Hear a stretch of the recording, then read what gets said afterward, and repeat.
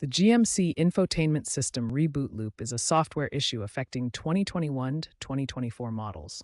It causes the screen to repeatedly flash and reset, disrupting navigation, audio, and connectivity. This problem is triggered by firmware corruption, overheating, or conflicts during app updates with Bluetooth, Apple CarPlay, or Android Auto. Your first action should be to check for software updates through Settings, System, Updates.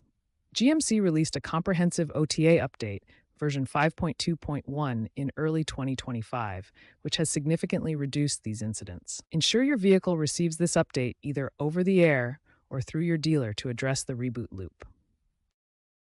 If software updates fail, a battery pull can be attempted as a last resort. Disconnect the vehicle's battery for 5 to 10 minutes to force a hard reset. However, this is a temporary fix and carries risks like data loss or potential warranty voidance if done improperly. It's crucial to understand that improper battery pulls can lead to expensive ECU resets. Therefore, consulting your GMC dealer is highly recommended. They possess professional tools like a GM Tech 2 scanner for deeper diagnostics and can perform factory resets or other complex procedures safely. Expert opinions emphasize that a significant portion of infotainment failures stem from software, not hardware, making professional diagnosis and repair the most reliable long-term solution.